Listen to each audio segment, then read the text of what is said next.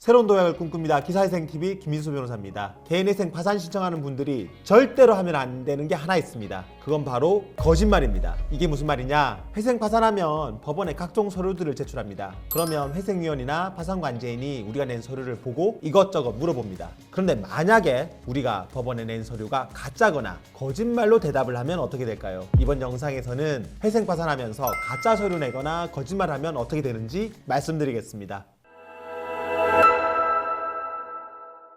먼저 개인회생입니다. 다른 영상에서도 한번 설명을 드렸는데요. 회생은 특별히 기각 사유가 없으면 보통 회생 자체가 기각되지는 않습니다. 거의 대부분은 다 통과가 된다는 말이죠. 근데 대신 내가 매달 갚는 돈을 얼마로 정하느냐, 이걸 가지고 채무자와 회생위원이 계속 줄다리기를 하는 겁니다.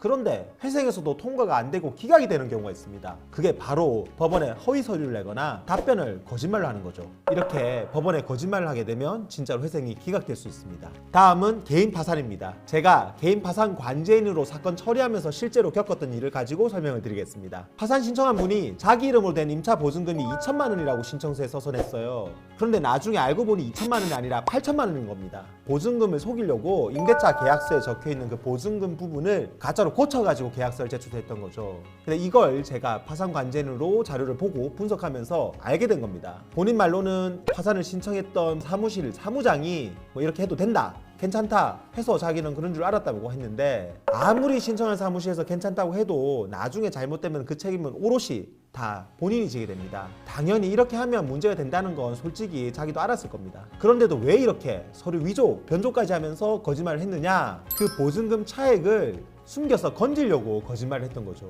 그런데 이 회생위원이나 파산관제인이 그렇게 호락호락한 사람들이 아닙니다. 매년 수백 건 이상의 사건들을 처리하면서 경험을 쌓은 분들이라서 일반인들이 하는 거짓말은 한눈에 알아봅니다. 방금 사건도 보증금을 변조한 허위 계약서를 제출했지만 실제로 계약금이 입금된 통장 거래 내역을 확인하고 임대인과 직접 통화를 해서 이 금액이 진짜인지 가짜인지를 다 확인하고 거짓말인 걸 밝혀냈던 거죠. 개인 파산에서 이렇게 허위 서류를 내면 면책 불허가는 물론이고 형사처벌까지 받을 수가 있습니다. 그러니까 아무리 신청 사무실에서 괜찮다 해도 상식적으로 봤을 때 아닌 건 아니라고 보면 됩니다. 그리고 그 책임은 아까 말씀드린 것처럼 오롯이 파산을 신청한 자신이 다 진다는 사실도 잊으면 안 됩니다. 그래서 저는 파산관제인으로서 파산 신청한 분들과 처음 미팅을 했을 때 꼭 이런 말을 했습니다. 저는 파산관제인으로 수천 건의 사건을 처리했지만 여러분들은 대부분 회생 파산 사건 처음 한 번 하는 분들 아니냐고요. 그러니까 혹시라도 문제되는 부분이 있으면 차라리 지금에서라도 솔직하게 이야기하면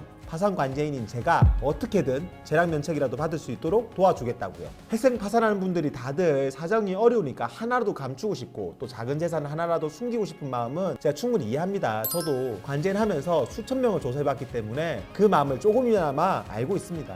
그런데 파산관제인도 사람인지라 자기를 뻔히 속이려고 하는 사람들에 대해서는 더 사건을 깐깐하게 볼 수밖에 없어요. 그래서 때로는 부끄럽고 숨기고 싶은 부분이 있더라도 차라리 솔직하게 말하는 게 오히려 통하는 경우가 있습니다. 판사님도 마찬가지고요. 사실대로 말하면 법원에서도 사정을 다 참작해 주시거든요. 그러니까 함부로 법원을 속이거나 가짜 서류를 내 생각하면 절대로 안 됩니다. 오늘은 개인회생 파산하면서 법원에 가짜 서류 내거나 거짓말하면 어떻게 되는지 알아봤습니다. 만약에 그렇게 하면 기각이나 면책 불허가를 각오해야 된다는 거 꼭 명심하시기 바랍니다. 그러니까 법원을 상대로 영원히 속이지 못할 거짓말은 시작부터 하지 말자. 차라리 솔직하게 이야기하는 게 때로는 현명한 방법이다. 꼭 기억하시기 바랍니다. 오늘 영상 여기까지고요. 영상이 도움됐다면 구독과 좋아요 부탁드립니다. 궁금한 점은 아래 댓글 그리고 전화로 언제든 문의 주시면 친절하게 답변 드리겠습니다. 다음에도 더 좋은 내용으로 찾아뵙겠습니다. 감사합니다.